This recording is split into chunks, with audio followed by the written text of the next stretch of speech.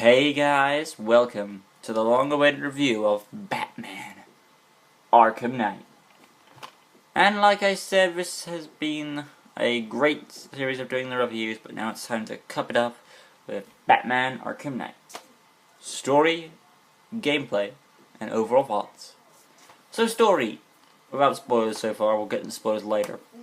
Batman has to stop the Scarecrow. He's back in Gotham, and he's got a plan to use fear toxin to take over the city, with help of the mysterious Arkham Knight. Scarecrow, of course, wants to make the Batman suffer in fear, while the Arkham Knight just wants him dead as dust. These two villains clash throughout the game to just try and defeat Batman, while Batman is on the hunt to track these two villains down, not only to capture Scarecrow yet again, but to figure out the identity of the mysterious Arkham Knight. Onto the gameplay. When it comes to the combat, as in the main fist-to-fist combat, it's best it's ever been. You've got mercs, a different more variety of mercs that come on the field, medics that revive people that are knocked out. You've got drone people with drones. That they take a remote control drone and they fly it around to find you. There's this guy who has a stealth tracker device. There are battle armored guys who have armor that you can't see. And there are minigunners now. So there's quite a variety of stuff.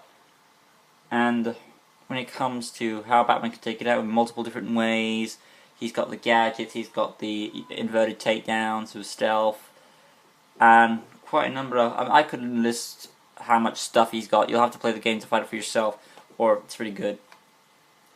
And going on to the other style of combat, of course, do I want to talk about it? Or should I save it to the dislikes of this game, because there are some dislikes of this game? Well, we'll save it to the... Well, the Batmobile's in it.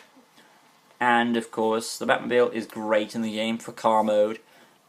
Cruising through the streets, ramming things down, trying to hunt pursuers. It's great. This leads into my dislike stuff with the tank mode. Nothing wrong with it. We love the tank mode. But as you know, the tank mode is, of course, overused. I mean, I like tank mode too, but they overuse it through Arkham Knight way too much with the Riddler puzzles and the continuing to go through to find things. I know Batman needs it, but he doesn't need it for damn everything. So I wish they cut back down on this thing. I know they wanted to exploit their the newest thing, the Batmobile, because we've always wanted to have Batman in it. But you overused it, guys. It's like too much sugar. I mean, you want to add something to the former to kind of mix it up and not make it another Arkham City type game. And the Batmobile was kind of that old meat piece there. But, what can you do? I mean, I've played through Arkham Knight several times now and completed it like whole 240% now. But I'm playing it through yet again just because I've got one world with winter weather and I need to get in the other world with rain weather because I like the rain weather better and I'm tired of snow. So I've got to play for it again. On to the overall thoughts. Man, are these reviews getting short by the minute. Only 3 minutes? Wow. Hope you liked them. Overall thoughts, I'd say... well, now that this is my last Arkham game, I might as well give my overall thoughts on the Arkham games in total. Or maybe I should make that another thing. Yeah, I'll save that. I won't say how I order the Arkham games. I'll save that for another video. But for this video, I'd say Arkham Knight. I forgot how I rate the other ones. Yeah, Arkham City was better than Arkham Asylum. And I said it. Nah, I would say I put this... Bear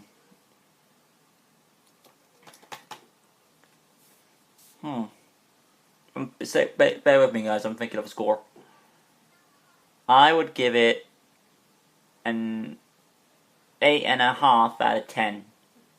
The stuff with the Batmobile drags it down, but it makes up for it because besides the main story, there are tons of side missions you can do, and which are very good to make up for it. You've got the Man-Bat mission, which is a great scare. You've got the Two-Face, you've got Penguin, you've got Azrael, you've got...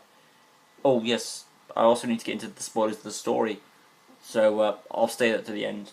But other than that, you've got Hush is back, you've got Blackfire, you've got Professor Pig, Poison Ivy's in the game, but she's not really a side mission, she's more of a main focus. Believe that's all, and Deathstroke, of course. So yeah, quite a lot of side missions in this game. When it comes to the spoilers, here we go. First, let's go over the Barbara Gordon stuff. James Gordon figures out that Barbara is working with him, and he's not very, of course, he wouldn't take it rather well. And of course, that does distrust the relationship, and it does play out quite nicely throughout the story. When you get to the end, yeah, I feel like James has earned the respect for Bruce, and because he figures out his identity. And not just to him, but the whole world knows he's Batman. So yeah. And now for the reveal of the Arkham Knight, it was Jason Todd, so boo-hoo, it's not really a big surprise if people know DC and comics. As for any other spoilers, well, Poison Ivy dies, which I felt sad for, because Poison Ivy, if you watch my top 10 Batman villains, is one of my favourite Batman villains. I love her to death.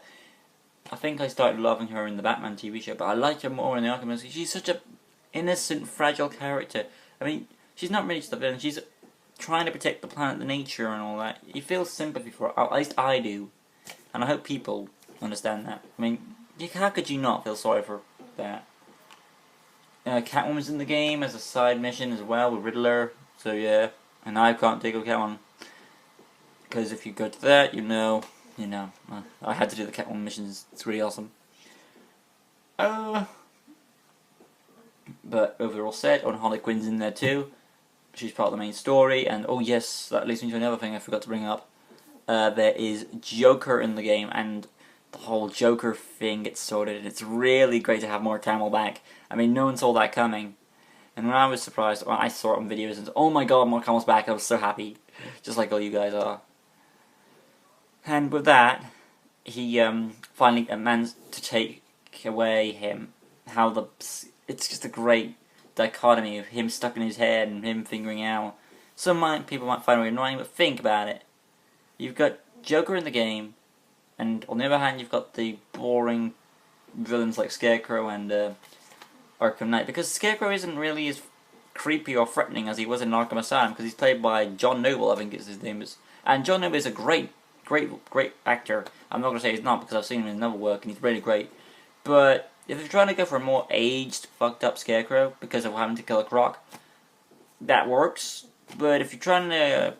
maybe they couldn't get the other guy, I forgot what his name was, from Arkham Asylum. But John Noble does a good job as Scarecrow, as a fucked up version of him. So with that, there was the Joker stuff, trying to make a cure from the last game Arkham, because the Titan blood and got into Joker, and now it's gone back to the Batman. The cure apparently didn't work. He's trying to find a cure. There were 5 people unaccounted for, and he's the 5th, revealed by Robin, and he has to try and cope with it. And so there's that going for the game. He manages to expel him eventually with "I am Batman," and of course Batman dies in the end, or supposedly he dies, but it's up for you to anticipate if he's dead or not. Personally, I would say, I don't know, really. I don't know what to think about that. I don't know. That's how awesome it is an ending. Also, a nice little reference that Calendar Man's in there at the end, so that's cool. But all that being said, guys, this has been my review of Batman Arkham Knight. This is my last review on the Arkham games. Okay, not really, because Return to Arkham, but that's more of a filler piece. But this is the last official Arkham game on the Rocksteady trilogy. So, thank you Rocksteady for making us the best Batman franchise of games ever. No one will ever top you for superhero games. Not even that new Spider-Man PS4 one, but I haven't played it yet, so I don't really know. But I doubt we're not going to get anything like Arkham ever again when it comes to games. You can try the best you can, though, with god-awful Spider-Man stuff. I mean, I love Spider-Man too, but that's no typical altogether. But thank you for watching. Hope you enjoyed this video of my review of Batman Arkham Knight. And look forward to my other upcoming reviews, because I've got a lot of other upcoming reviews to do. Next time I'll be doing Batman Return to Arkham review of the remastered stuff, so that'll be great. See you then, guys.